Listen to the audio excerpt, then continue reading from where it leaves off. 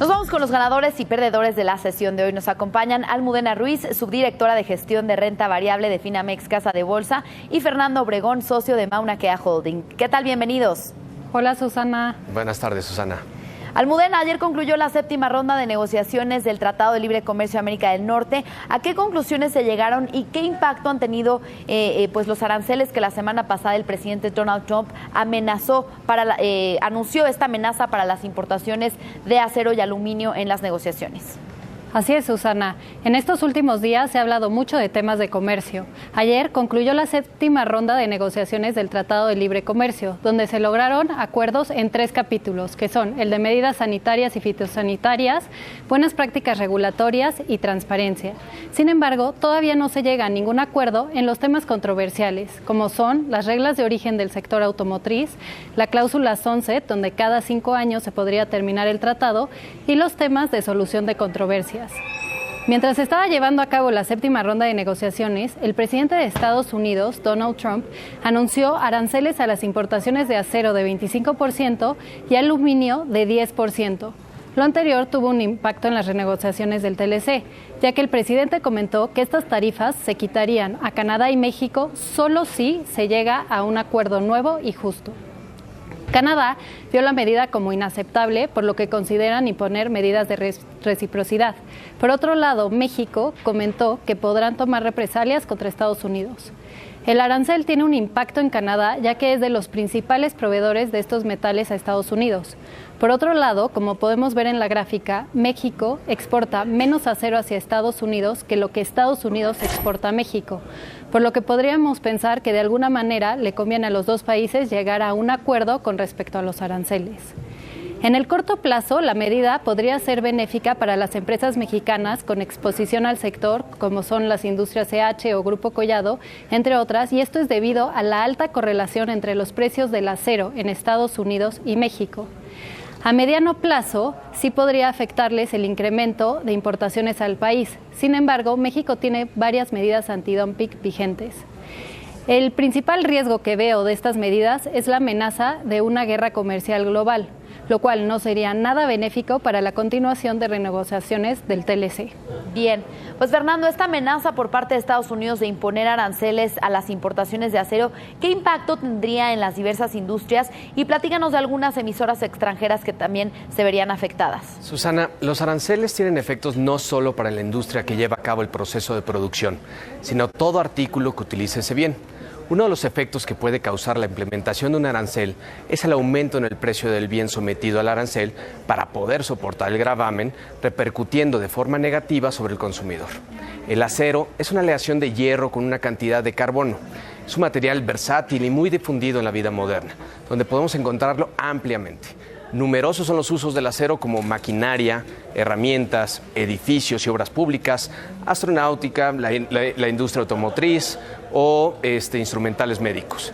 El acero se usa en restaurantes, cocinas industriales y en los electrodomésticos del hogar.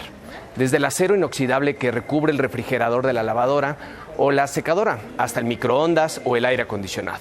Por el lado del aluminio, los principales usos industriales del aluminio son transporte, aviones, automóviles, trenes, metros, tanques, buques, hasta bicicletas. Otro ejemplo es el embalaje de alimentos, papel aluminio, latas, Tetra Pak. Los costos más elevados ocasionados por los aranceles comentados traerán como consecuencia productos más caros y menor bienestar para los habitantes. Todavía no se conocen los detalles del plan o la manera de implementar el arancel para poder determinar hasta qué punto afecta, ya que depende si se va a la materia prima o a los productos terminados. Lo que sí te puedo comentar es que independientemente del nivel de impacto, sí se verán afectadas desde empresas en lo particular como GE, Whirlpool, LG o hasta sectores completos como el de la construcción, healthcare, tecnología y así como también transportes. Esperemos esto no sea el inicio de países o áreas económicas cerradas en sus fronteras, pues significaría un empobrecimiento del consumidor. Así es, hay que esperar pues en qué termina la renegociación del Telecán, porque como lo decía Donald Trump, pues si llegan a buen puerto las negociaciones, pues no habría un arancel ni para México ni para Canadá. Por otro lado, Almudena, ayer por la tarde Walmex anunció sus ventas a mismas tiendas. ¿Qué opinas del reporte y cómo ha afectado el Telecán al consumo en México? Es correcto, Susana. Ayer Walmart México reportó un crecimiento de 7.6% con respecto al mismo mes del año pasado en sus ventas totales consolidadas de febrero. En México, las ventas totales en febrero aumentaron 10.1%, las cuales estuvieron por arriba de lo estimado por los analistas, que esperaban un crecimiento de 9%, mientras que en Centroamérica fueron débiles, si las vemos en términos de pesos, ya que disminuyeron 1.9%, aunque crecieron 8.1% en moneda local. Si analizamos las ventas a unidades iguales, que son todas aquellas unidades que tienen más de un año en operación, México registró un crecimiento de 8.9% respecto al año anterior. El número de transacciones mantuvo una tendencia fuerte y creció 2.1% año contra año, mientras que el monto de compra promedio creció 6.8%, que es por arriba de inflación. Si comparamos las ventas mismas tiendas de Walmart contra las ventas mismas tiendas de la ANTAD, vemos que Walmart de México mantiene una posición fuerte para los consumidores mexicanos, presentando crecimientos mayores en ventas. Ahora, si hablamos de cómo influye la renegociación del Tratado de Libre Comercio, que como comenté concluyó la séptima ronda el día de ayer, es la incertidumbre que causa en los consumidores. Una mala resolución del TLC provocaría un impacto en el tipo de cambio que a su vez haría más difícil que disminuya la inflación para converger a la meta de Banco de México.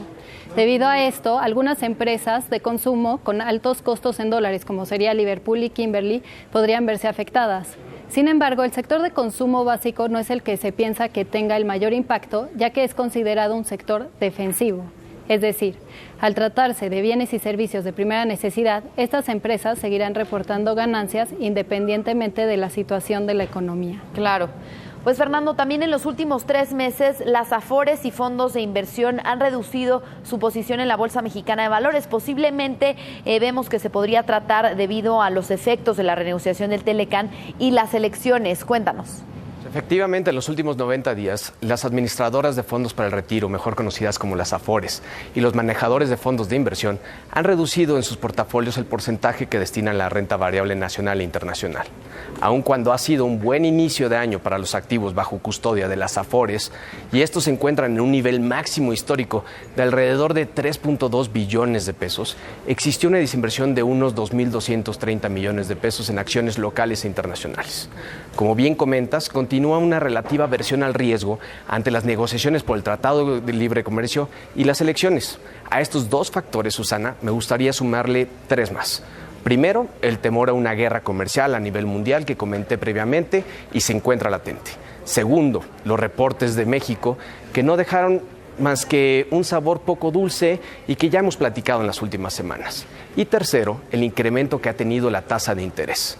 Son 12 las ocasiones las que el Banco de México ha incrementado la tasa objetivo desde diciembre del 2015 para sumar 450 puntos base más y colocarla en el 7.50% actual.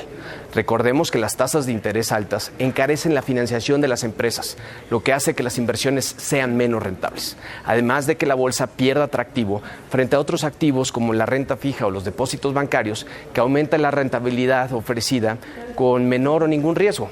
En fin, esta racha de subida de tasas y un menor apetito en la bolsa parece que continuará en los próximos meses. Al acercarse más las elecciones, pues no han existido avances significativos en el TLC y seguimos considerando, sigue existiendo un deterioro de los riesgos para inflación, que tendrá como consecuencia un nuevo incremento en la tasa de interés objetivo en la reunión del 17 de mayo para ubicarla en 7.75% por parte de Banco de México. Bien, pues estaremos pendientes de esa reunión, pero sobre todo del anuncio que haga en los próximos días Donald Trump de este arancel al sector del acero y, por supuesto, cómo vayan avanzando las negociaciones del Telecán. Muchas gracias por el análisis, Almudena Ruiz, subdirectora de gestión de renta variable de Finamex, y Fernando Obregón, socio de Mauna Kea Holding. Muy buenas tardes. Muchas gracias, Susana. A ti, Susana, buenas tardes. Gracias. Gracias.